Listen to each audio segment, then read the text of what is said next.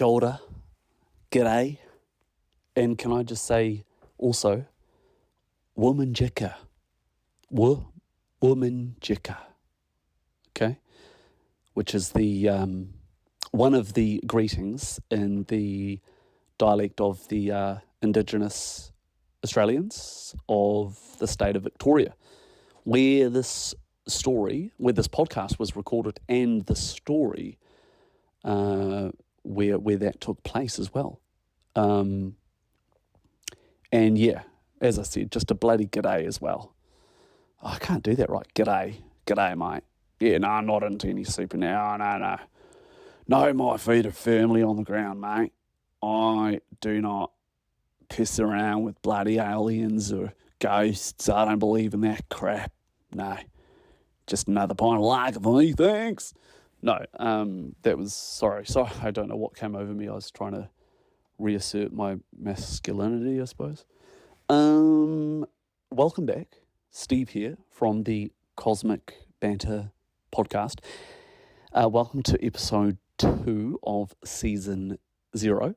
Now, this is a continuation from the first episode. So if you haven't heard that, please go back and listen to episode 1.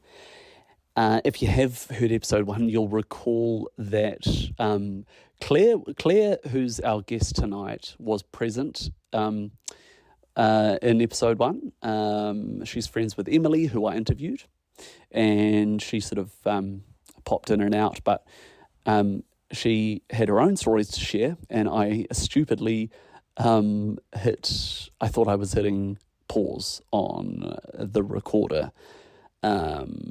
But yeah, I don't know. I've set my iPhone to German, right?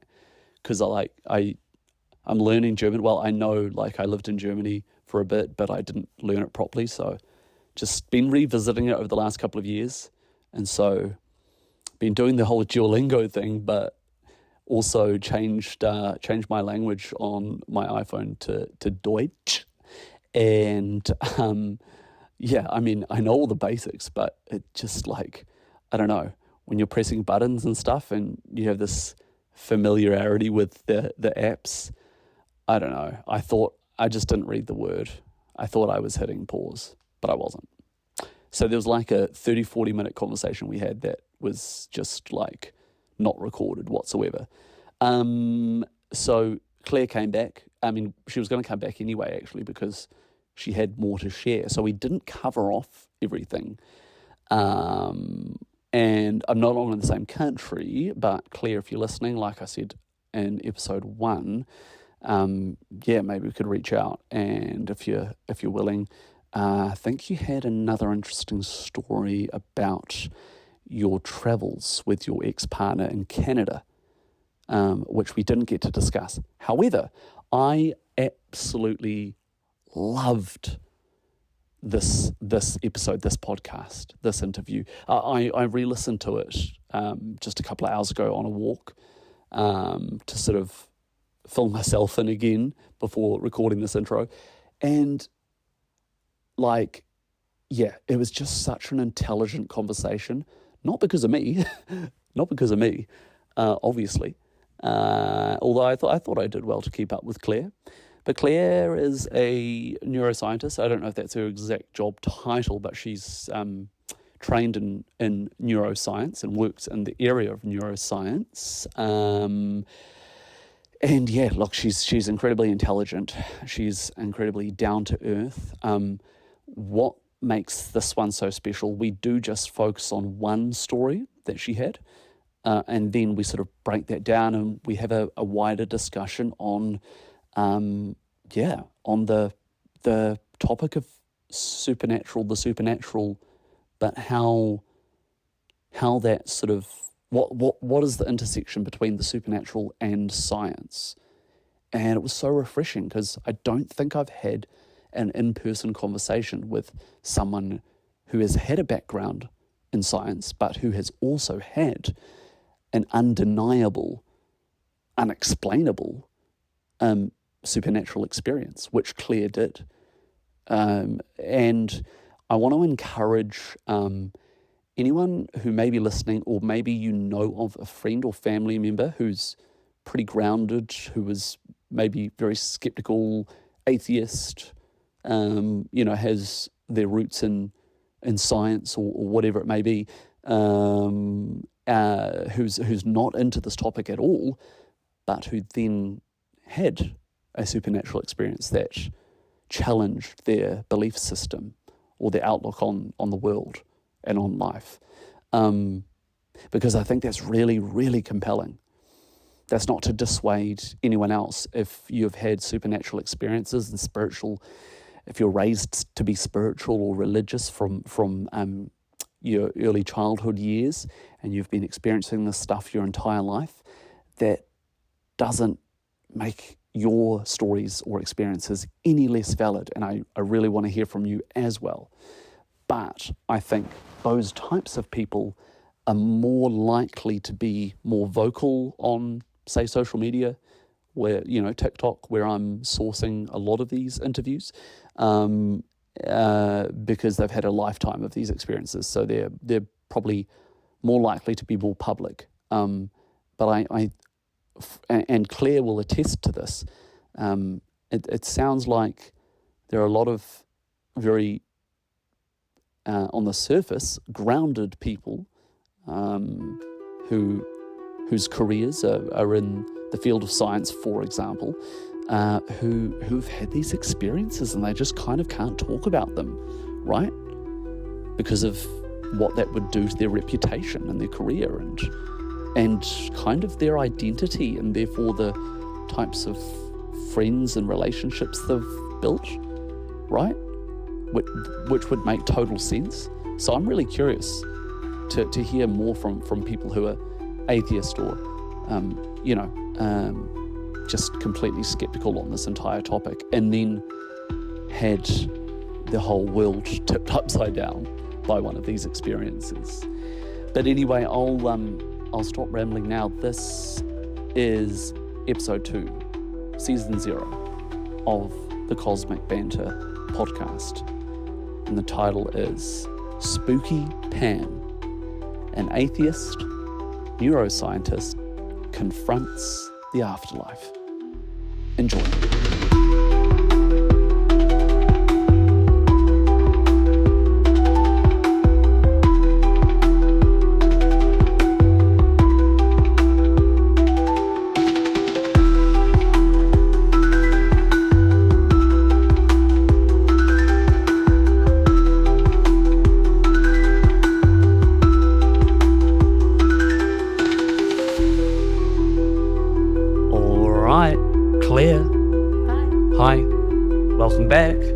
It is welcome back because... It is round 2. Yeah, round 2. I'll probably release this when I do release the show, whenever that is, directly after that episode I did with Emily, because you were here, and it turned out you actually, I think, had some more interesting stories. Not to knock hers at all, but it was a bit of a surprise. Like, you jumped in and you were quite keen to speak. And I was just telling you earlier, wasn't I? Unfortunately, when you went off to the loo, I thought I was hitting pause and I was hitting cancel. And we had a good, 30-minute chat? At least. I think it was, at least 30 minutes. It was a good chat. And now there's pressure to replicate that. Yeah. But that's on me. So that's gone. That was not recorded. But maybe need to be. Anyway, welcome back to the Cosmic Banter podcast. Shall we try and remember where we picked off last time? And we were going to do it, I think, another one anyway, because you guys were in a rush. So I was keen to speak to you on your own anyway. Mm-hmm. Yeah. What was the first sort of story you wanted to start with? I think the story that I started with, so Emily shared that she was coming on your podcast to share some of her stories and experiences. Mm-hmm. And I think my first mental reaction was like, oh, I've got plenty. I got lots in the arsenal of weird stories that I've experienced. But I think we started with my story about Spooky Pam. The Spooky Pam. Legal name? Don't know. No. Don't know. Don't know much about her. I've only met her once. But Spooky Pam wasn't her legal. No, that's just me. Right. That was me naming her. It's a good name. Yeah, she was spooky. It was weird.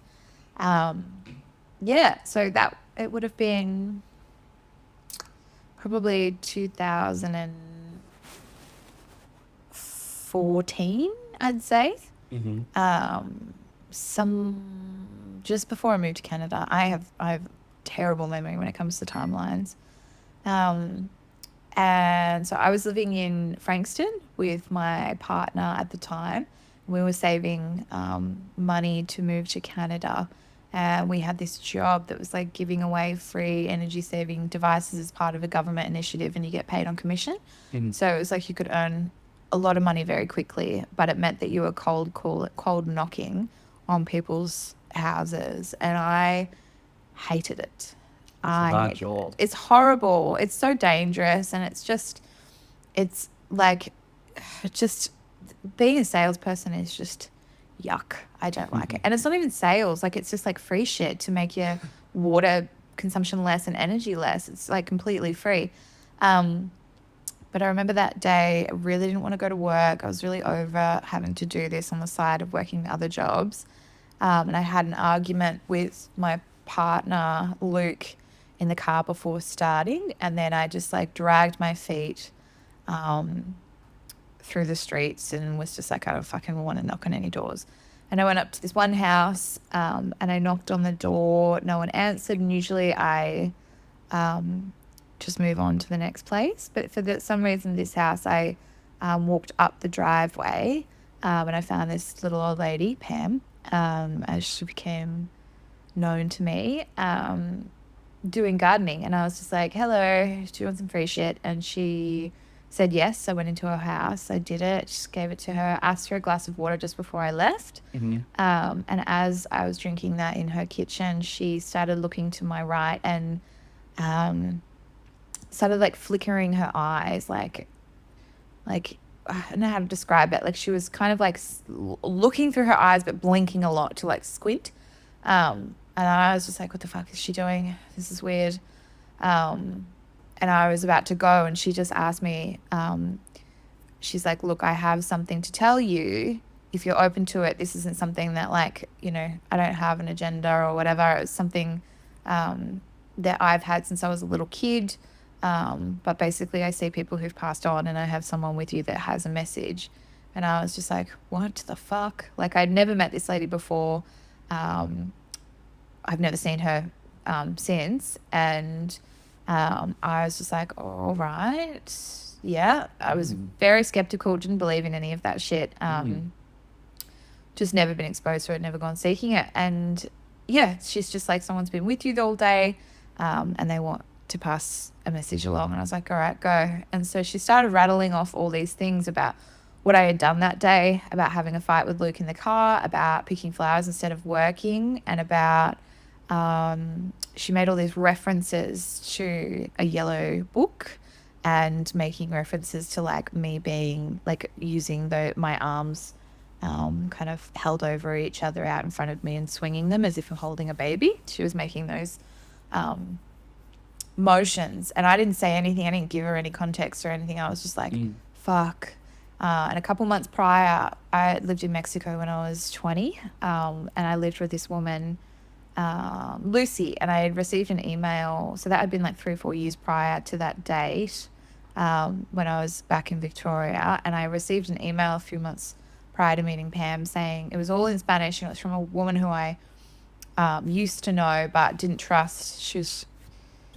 There's a whole story there, but basically she sent me this email and it was all in Spanish saying that Lucy had died.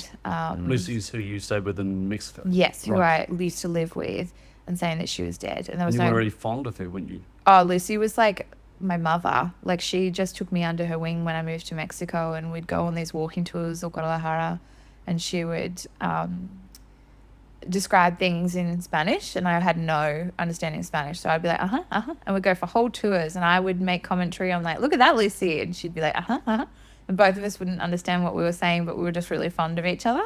And yeah, so I got this email that she had died. I was devastated. I had no context of what had happened. I I reached out to some other people and they were like, we don't know. And then one of them emailed back confirming that she had passed away. But basically when I had met Spooky Pam that day and she started telling me all these things, a lot of it was reference to Lucy. So that hand motion of carrying a baby, she used to do that to me because she used to think of me as her baby or her child. And the yellow book was a English-Spanish dictionary that we used to use to communicate. And all these just little nuances that there was just no way this woman could have known. And I didn't give her anything. So I didn't tell her what it all meant. She just told me, because that's what she was saying. And she described Lucy to a T as well. She described her physical appearance. And that was just mind-blowing. And she told me what I had done that day. So unless she had watched me, there was just no way that she could have known all those sequences of events. And my brain was just shocked. Like, I wasn't scared. I was more trying to analyze how all those things could come together at once through this experience. And it didn't make sense because her motivation, I couldn't decipher her motivation because she had nothing to gain from this either. So it was just, I was just in shock. And then I was just like, she just told me that Lucy was there with me that day because she wanted to say she loved me and wanted to say goodbye. And I was just like, fucking hell. Wow. That's so, I didn't know how to make sense of it. And I still don't, other than the fact that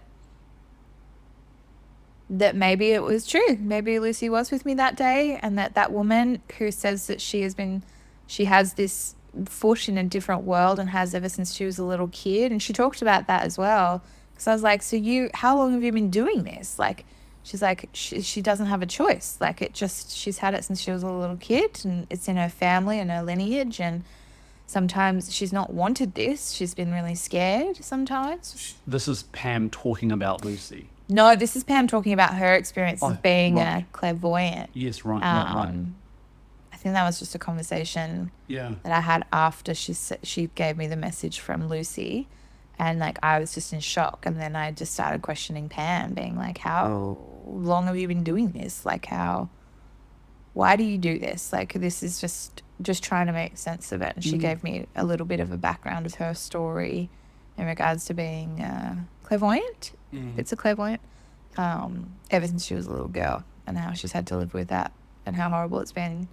And she's like, she has good moments, like that day where she got to pass along a positive message from someone who was gentle and kind in a spirit form, but that's not always the case. And it was just fascinating, really, really fascinating. That is so fascinating because there's so many layers. It's like, you at the time didn't know that Lucy had passed.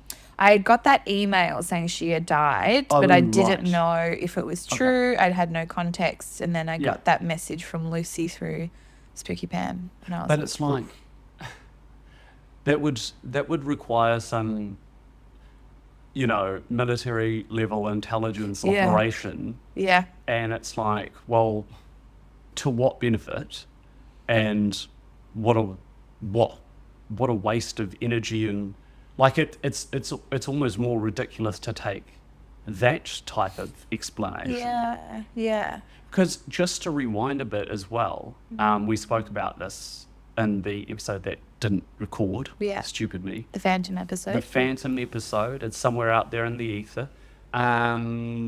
Just not in our minds. I've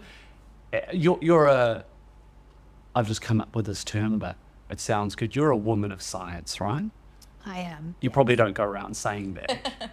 That's on my dating bio. Yeah. Don't put them on your dating bio. But so what is your background? I work in neurosciences in hospitals. So I have a degree in neuroscience and biomedical science. And I work as a scientist in a clinical setting in hospitals. Okay. Yeah. So you're pretty well read. Biological sciences, yes. And in neuroscience, yes. Yeah. I think regardless of the specific area of science, I think that level of qualification speaks volumes. I find that really compelling. I was saying this the other day to someone that I've had a few conversations with people. I was telling you as well. I've had a few conversations with people for the show, and they're really interesting people. We've had really interesting conversations, and they may have some buzzy stories on par with what you've just described, for example. However, they're already self-described spiritual people, and it's not to take away.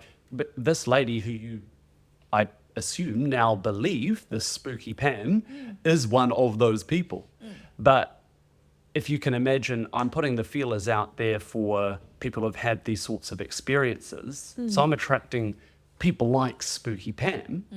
And I've said it many times, the reason for doing this podcast is not to prove or show evidence of the fact that the supernatural, some sort of supernatural realm exists.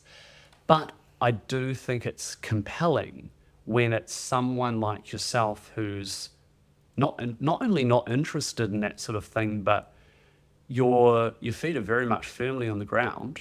And was that your first encounter with anything remotely supernatural, would you say? Was that your sort of... Yeah, that was my first direct experience of something supernatural to me. Like, I grew up. Before we... Yeah. Because I sense another little story coming on. Not really. It's more of just context. Like, I grew up going to church till I was 17 and rejecting any spirituality or any type of woo-woo stuff. I grew up with punks, and I grew up with people that are like not hippie.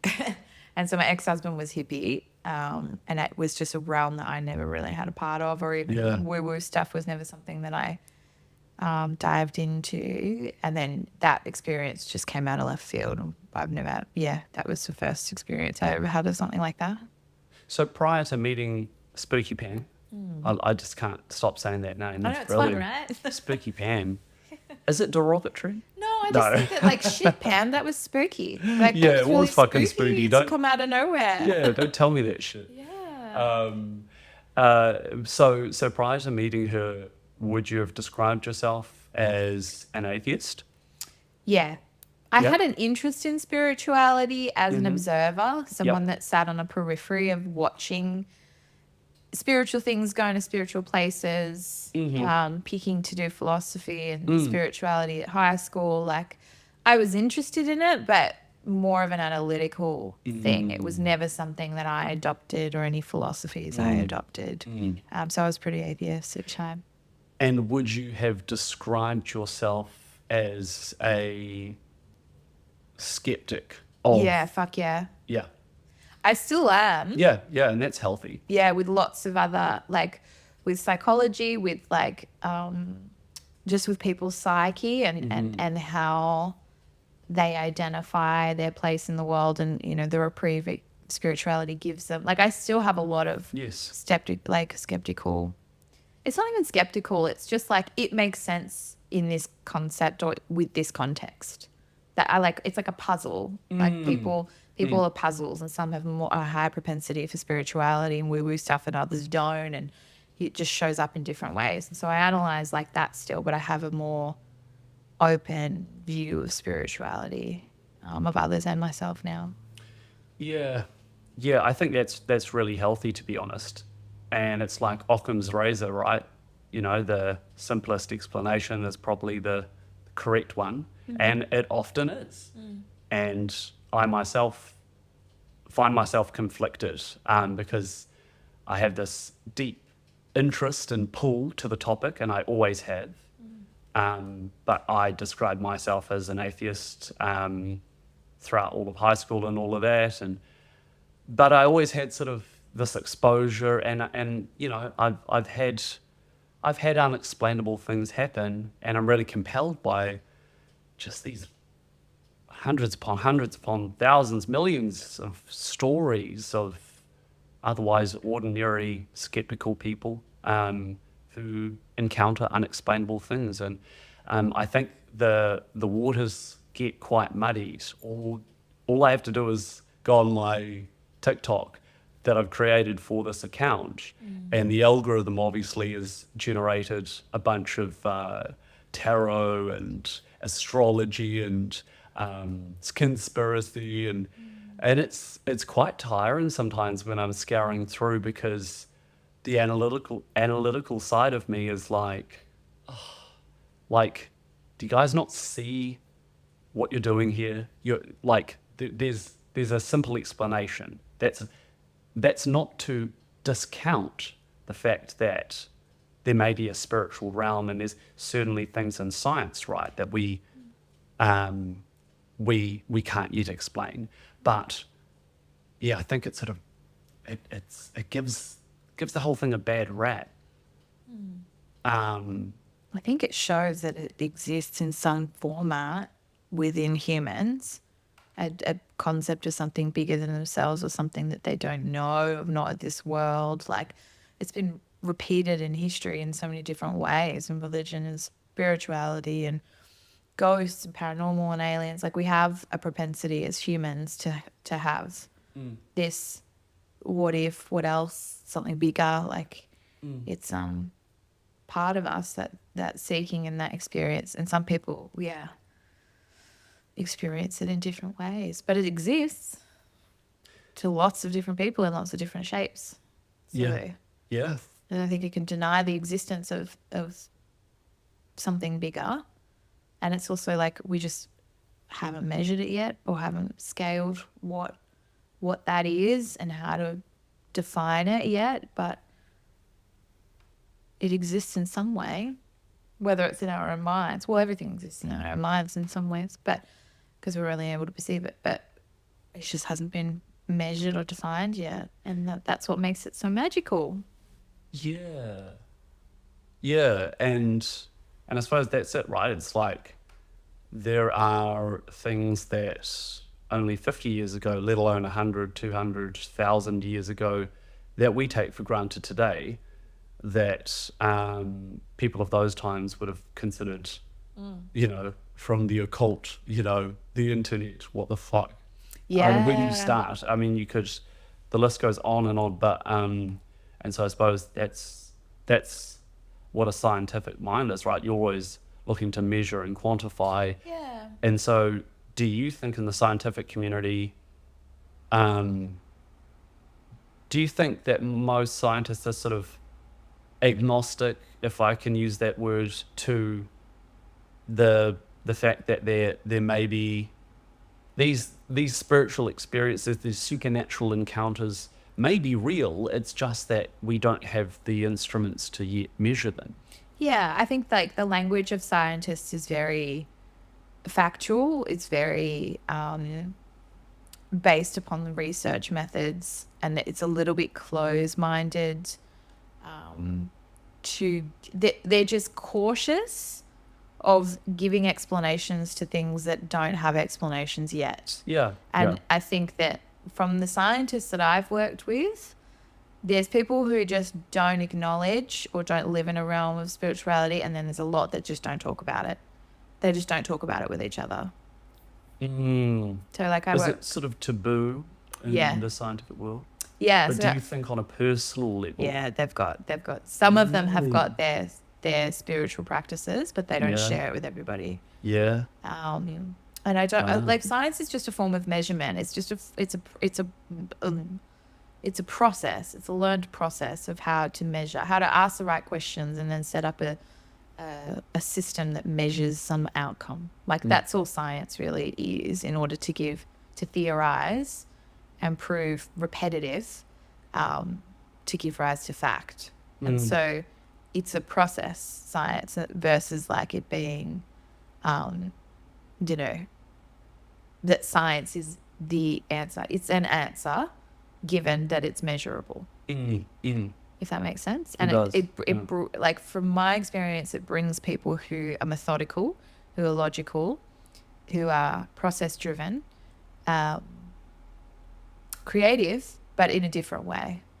So creative in being able to put abstract ideas together to ask the right question, to move things forward, in an academic sense or a curious sense. Like, even in medicine, doctors will see a certain pattern amongst patients, Mm-hmm. and then they'll try and understand what they put that piece together of like what it is about these patients that's presenting in this way, and then they will research that in order to add to the literature of knowledge of what they understand that they're seeing in the human body.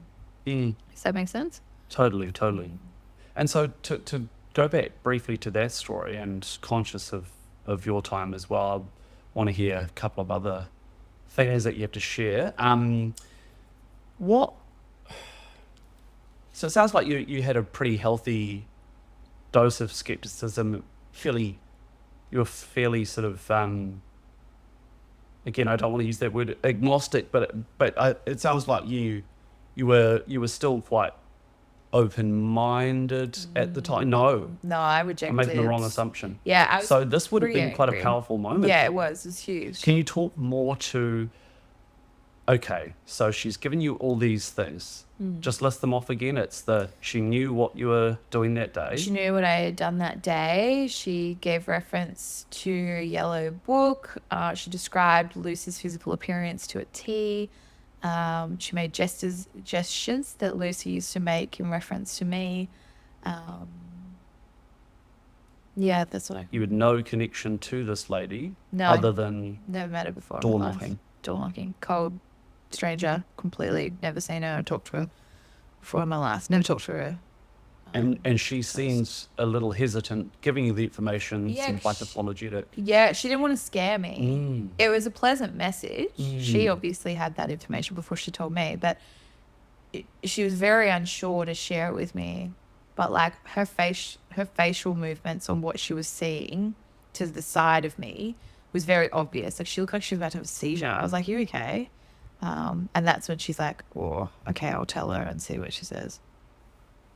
Wow. So presented to you as quite authentic, like she's acting strange, like it even if she was putting it on for what purpose, but it would be hard to, it seemed very authentic, whatever was happening. Yeah. And then she tells you all this shit. Yeah. So you start your morning super, you reject all of these sorts of ideas. It's me, my little world in my head. Just the world rotates around me, and Yeah. I don't comprehend anything bigger than me at any point of the day. Like, You've had an argument Yeah. with your partner, you've picked some flowers, you're at work, it's just mundane, and then boom, this. yeah. So how quickly did it take you to, well, I'll reframe that question. Did it sort of immediately reshape how you saw the world or interpreted things? How big a moment was it after an experience? I think the immediate period after walking away from her house and having that experience was just shock. Very blank. Very like my brain was trying to catch up. So my brain was trying to process what had happened in the way that it knew how to operate, which was with logic. So I was trying to unpack the woman's motivations, how, like, access to information, how she could have orchestrated that, like, very suspicious. And I couldn't make sense of it. So I was in shock of it for a really long time, where I didn't feel one way or another, but I felt my brain processed to the point where it said, I can't deny that experience. I can't explain that experience. It doesn't make sense to me in the way that I know the world. Therefore, maybe the way that I know the world isn't the way that the world is. So there's a lot I don't know, and I can reconcile that in like, fuck. There has to be, for me, I came out of it being like, there has to be something after death, because otherwise that experience couldn't be explained. So to me, and still to this day, the resolute fact is that I know that there's something after death. I don't know what that is. I don't have any commentary on it. I'm not educated enough to have an opinion on it. That experience just means that something happens after death, for Lucy to have come and said goodbye, that happened. She was there because she couldn't have seen me. That woman couldn't have seen me that day. And it gives me a lot of comfort. I think it's really cool. And it definitely means it's humbled that part of my ego that wants to dismiss people and wants to use judgment or fear to minimize, discredit, judge people's perceptions of reality or life after death or near-death experiences or God or whatever.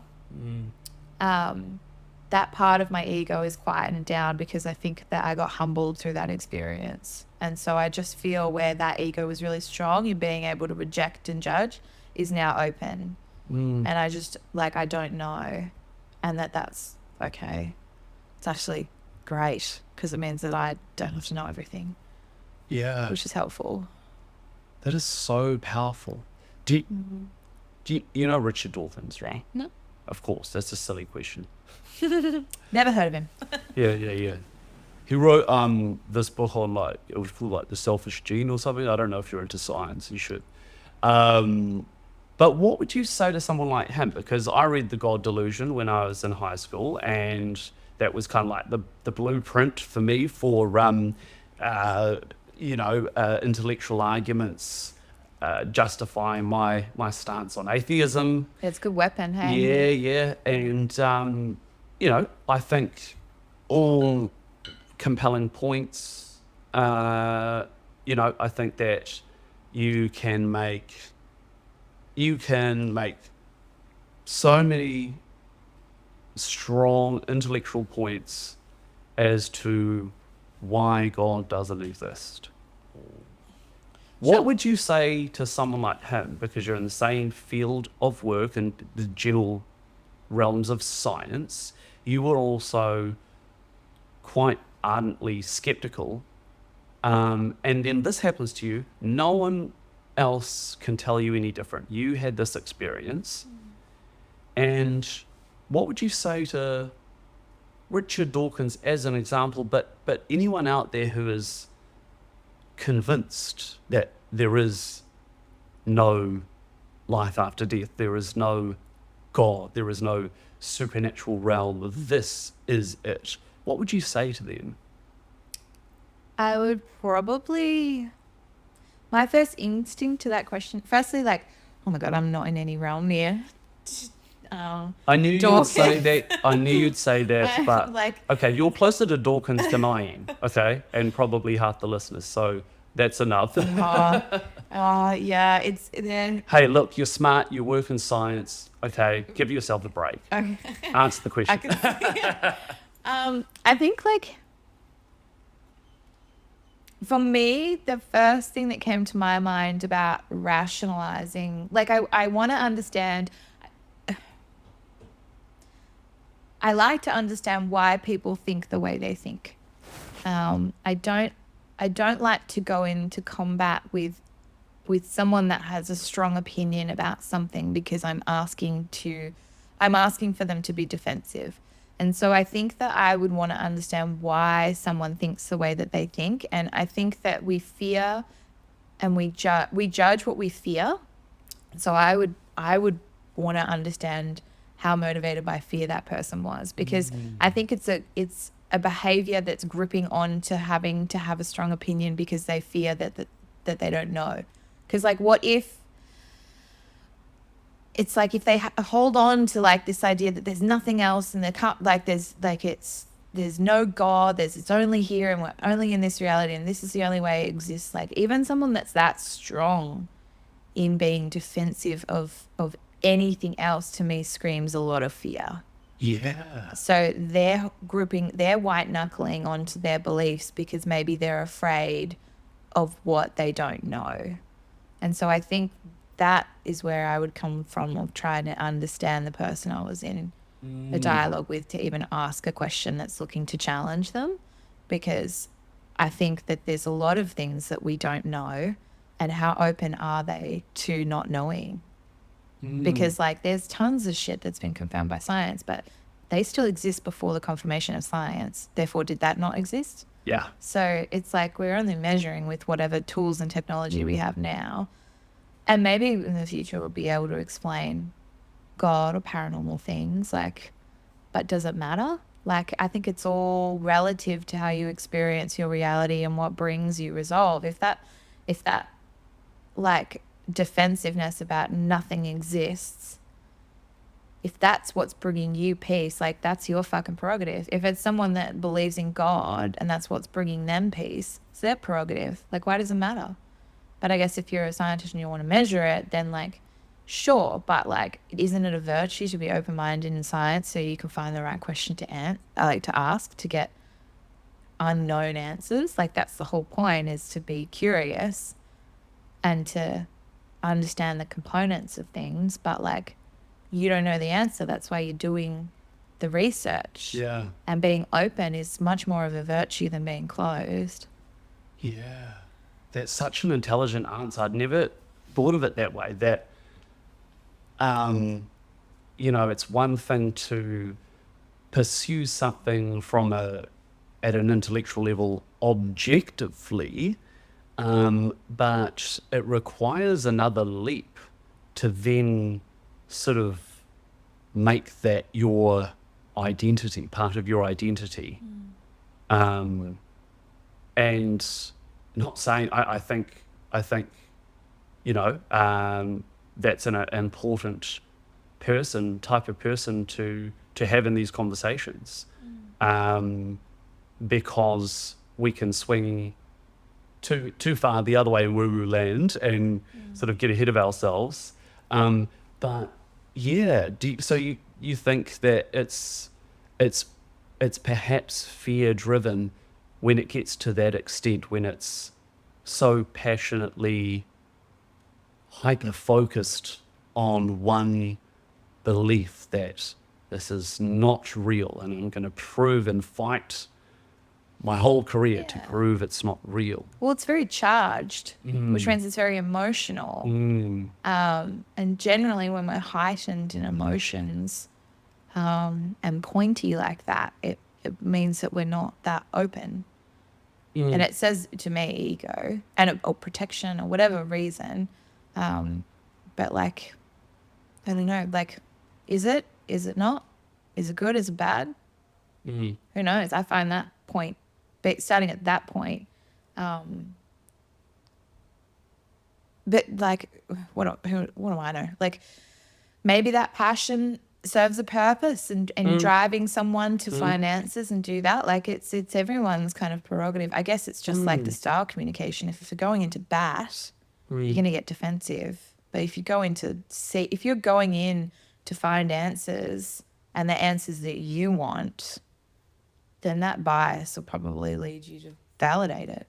Like, if you've got that bias already, if you look out into the world through those lenses, you'll probably confirm it with whatever you find, or lean it towards and taint it to not be objective, so you can get the answers that you want without even realize you're doing it, which is why the scientific method is meant to remove that, but it still happens. Well, because scientists are still human. Yeah, and you're also measuring subjective experience. So it's like, it's not, you know, how many sodium channels does a receptor have. Like, it's not outside. It's outside of physical form, which makes it so difficult to measure. Yes. And so by default, if it's immeasurable, then it's... It may not be immeasurable. We just don't have the right question yet or the right tools to measure it or capture it. But I think it'll be able, like, as we progress as human beings, sure, we could find technology or ways to measure spirituality that give a lot of answers. There's already a lot of literature out there that look at the components of spirituality or look at neuroimaging that gives rise to neural pathways about, like, the existence of a pathway that is about perception of something bigger than ourselves, and that already exists in the human brain. So there's neuroimaging. So say that again. There's neuroimaging out there. I don't have the reference to the study, but there's a Rich Roll podcast about it called It's a masterclass on spirituality. Okay. It's very good, very, very good. Yeah, And no, there's ritual. a neuroscientist on it that talks about neuroimaging that is about spirituality. So it's measuring neural networks associated with spirituality, and the neural network associated with the perception of something bigger than ourselves exists in our brains, and that Built in. It's built in, yeah. So humans are already predisposed for a sense of spirituality. It's whether or not you choose to activate it and engage with it. I wonder if that, I mean, again, it's just how you interpret that. But my immediate question would be, you know, does that support the case for the existence of a sort of higher power, a supernatural realm, or is there some biological advantage to humans having that, you know, built in, that it helps us to get through difficult times or something? Or, but it's quite a specific thing to. Yeah, to I'd have have to built pull up the in. study again Yeah. because it's been a while since I listened to that podcast. But yeah, so don't quote me on No, it. But that's interesting. I'll listen to Rich Roll. I think is. Because- masterclass on spirituality. yeah, it's like a deep dive. Yeah. I'll find it and send it to you. It's very, very good. They talk to people about who've had near-death experiences as well, which I found really cool because I work in the ICU. So like there's a lot of people who are heavily sedated or not. They're in a coma. And so Yes. the near-death experiences that people have when they're in a coma, about being in the room, being able to observe what's happening in a room even though they're in a coma, like gives me a whole new appreciation when I go into the ICU wards and there's people in there that could be having out-of-body near-death experiences that are in the room. And because of my experience with Lucy and with Spooky Pam, like I go in and I talk to the person before I touch them. I introduce who I am, because even if they can't hear me, they could be having an out-of-body experience where they're in the room, and I just want to show them that I'm treating them with respect. Good on you. Because, you know, some, like, I've had scientists be like, no, they're in a coma. They can't hear you. They can't do anything. So we'll just do the test. And I'm just like, nah. I know that they could. Even if they can't, doesn't matter. It matters that if they can, that I've covered that base, because there's decency and dignity there. Yeah, that's really important. Yeah. And it's a whole ward of people that could be having fucking their hands in other realms right now. Yeah. Which is really amazing too. Yeah. Oh, I watch a lot of sort of near-death experience videos with my dad. He's, you know, very skeptical by nature, but you know, that word is quite charged. That's not a negative thing. But I grew up, you know, Dad was always really, really interested in all religions, but was very skeptical about everything, and, you know, didn't really allude to having any sort of interest in the supernatural. But he started watching, you know, these interviews with people who had near-death experiences, and he's a good judge of character, and he came to the conclusion after watching dozens of these that they can't all be lying, they can't all be religious to begin with and willing this experience into existence, or on drugs, or and then I guess the classic explanation is, well, your mind is incredibly powerful, it hallucinates, tricks, there's potentially dimethyltryptamine in our pineal glands. I don't think that's been 100% proven. It's been proven in mice, but it's obviously, as you know, hard to dissect a pineal gland within the minutes after someone has passed. But then in all these stories, the common thread is things like, for example, they're in a hospital and they were out to it under general anesthetic, and they come back saying, oh, I noticed in the other room there was that red mug up high on this shelf, and the nurse was saying this, and by the way, like I was, I observed this thing happen. All these things that are literally impossible. Well, it makes sense to me. Yeah. Because how did Lucy transport all the way from Exactly. Mexico to say hi? Exactly. So, yeah. To Yeah. me, that's like 100%. Yeah, why not? So do you, we spoke, in the interest of time, you don't have to go into this if you think it's a bit of a non-story, but my ears perked up last time when you said that your ex-partner's parents like helped host like a UFO conference or something. Yeah. I just, obviously you don't, well, I take it you don't have a UFO experience yourself, I don't know, not But- with UFOs. but how was that? Did that take place after this incident with Spooky Pam? Spooky Pam. Yeah. Weird shit always happened when I was with Luke, traveling around with Luke. He's like a conduit. He and his family are all like woo-woo. Like, whereas I'm not. Like, I don't fit into that community at all, really. But I feel like because I was like around them, I had woo-woo experiences too. Is it that interesting in and of itself? It is, yeah. Yeah, I definitely haven't had... Oh, no. I've had some confirmation experiences of like, shit, yeah. That one's hard to explain. And I don't know, like, associate it with him. Like, I must have... Look, I've had experiences and who knows why or how. But, yeah, Luke's mum is a ordained minister of a spiritualist church in Queensland, and she helped organise this like convention, a day convention with a speaker from the UK who studies extraterrestrial experiences or encounters, and she had a presentation about what she was finding in England. And I helped organise that with her. And yeah, all these people came from all over Queensland. I'm not too sure. I can't remember if any of them were interstate. But How many, roughly? probably 20 to 30 Okay. people. Yeah. And there was one that there was a kid there that had experiences.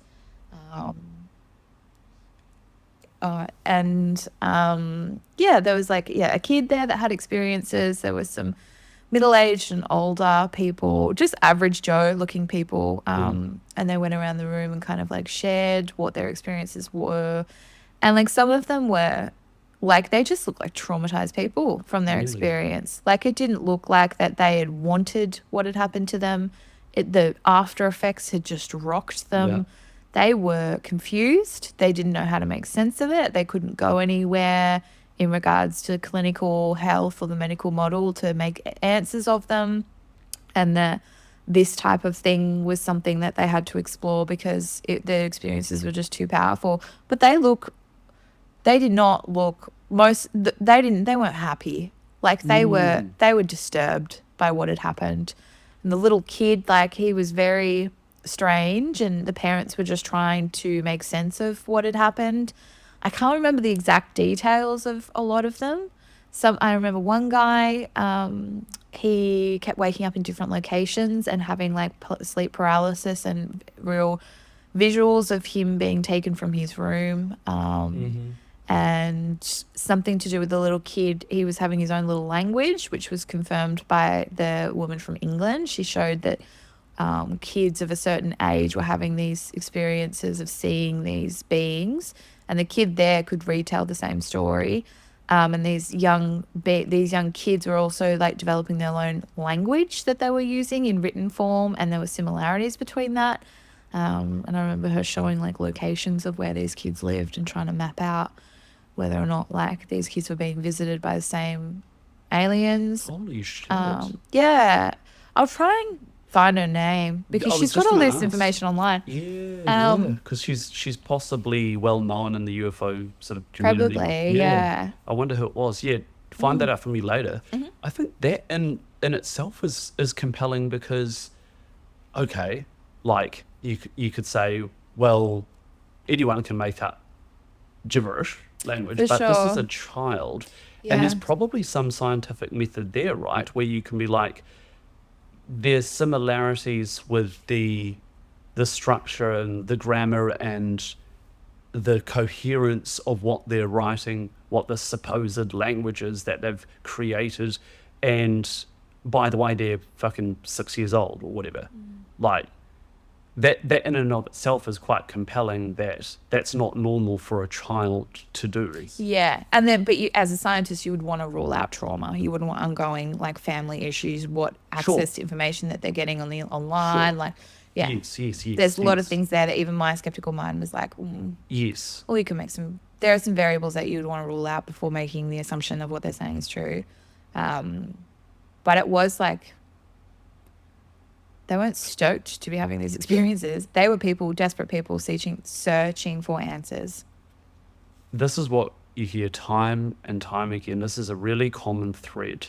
And it's one of the most compelling elements to this whole phenomenon, for me, is that, these people, like, if they were faking it, let's just focus on that explanation, for example. Like, why would they be so traumatized? How can you fake that level of trauma? Like, for what gain?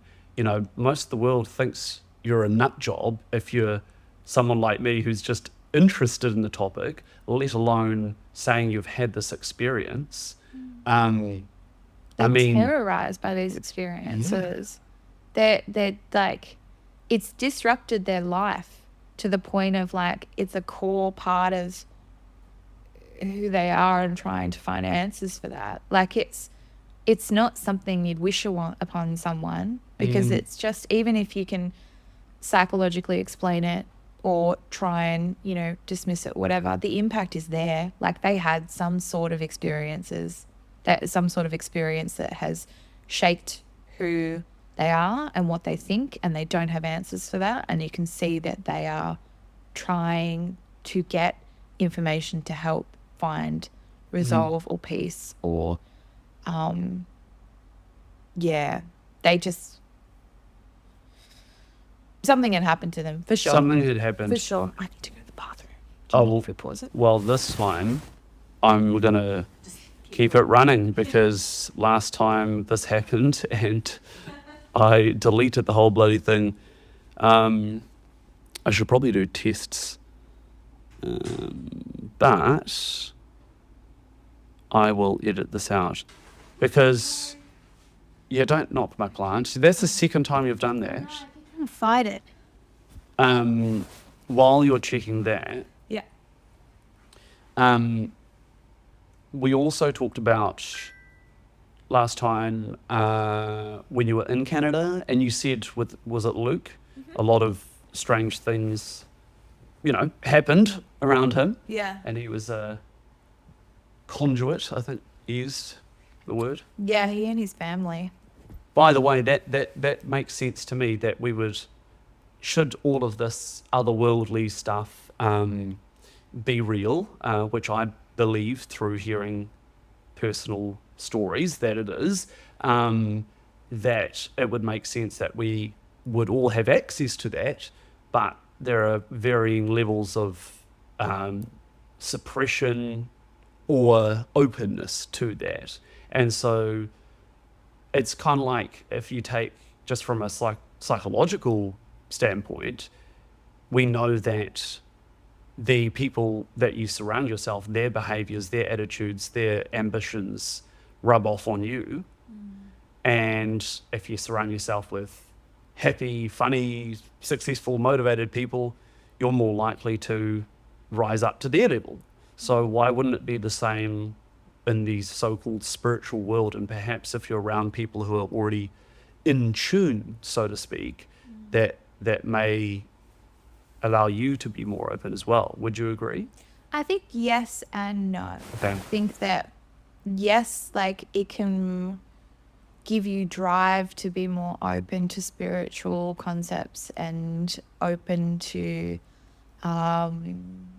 spirituality, which I think in itself is a very personal journey. But I do think it can create charlatans as well, because I think people can get competitive of wanting to be more spiritual, or have more spiritual messages, or have like a connection to spirituality, like just that hierarchy, power, humanness, that environment can create that too. Like I met some people that were like full of shit at that church that you could tell were just pretending to be clairvoyants because they wanted to be. Like they weren't, it wasn't like a Spooky Pam who's like, I didn't fucking want this happened to me. There were people who were like, I am a clairvoyant, and blah, blah, blah, just self-promoting, huge egos, and just like, wanted to social climb the spiritual ladder. And so I think it can be both. I think it's sort of the majority of self-proclaimed psychics and spiritual people, and they're the most vocal. So that's what skeptics and otherwise ordinary people are presented with when it comes to that topic is unfortunately charlatans. But So, but you're in Canada, right? Do you want to tell that, or do we have enough time for... What's the Canada story? Well, you were coming back. There was a candle. Oh, I don't think I have enough time for that story. No, okay. I'd end up talking for another 10 minutes, and my ride's coming in 4 minutes. 4 minutes. Yeah. Well, do you have any closing thoughts or any 2-minute stories?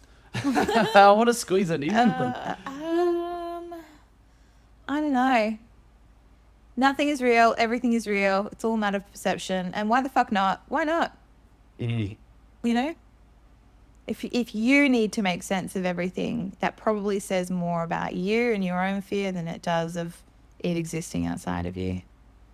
It does or it doesn't. Like, I don't know. I don't think I'm educated enough to have an opinion on it. Well, I think you are. I think everyone's entitled to an opinion. Yeah, sure. And you are educated. And so you put those two things together and I think you're all good. Yeah, I just don't want to think that I know everything, because I've been humbled before Yeah. in knowing that I don't. So that's the lesson. Well, I want to close on, and this is going to be awkward if you don't feel comfortable asking it, but I want to close on a personal question. Mm-hmm. So, do you still have a personal relationship with Lucy? Do you still connect with her, think about her, speak to her? I think about her, but I don't talk to her or reach out to her. It's just like she lives in my head in memories, and I feel good when I remember them, but I don't go seek communication with her or anything like that. I don't think there's anything more that needs to be said. Does that come from a place of that day with Spooky Pam was just freaky, and sure, I can accept it, but like that's too far? Or like, What do you mean too far? I don't know, like you seem to have arrived to the acceptance that she must have been there watching over you and connected with Pam, and you accept that and believe that, and so presumably she would continue to be around and watching over you. Does that not intrigue you? No, it's probably got more important things to do in the spiritual world. There must be tons of cool shit over there. I don't imagine that she could be, like, I think she's with me in my memory. I don't think she's like spiritually with me at all times. She might pop up if I do something fucked up and I need some protection, but like in day to day, nah. Yeah. There are more fun things to do over on that side of town. Yeah. Than be with me all the time. Well, I'm glad you had that beautiful experience nonetheless. And thank you. Thank you so much for coming back a second time. And I think we recorded it correctly. So I think we did we'll end too. it on that note. Cool beans. Thanks, Claire. Thank you.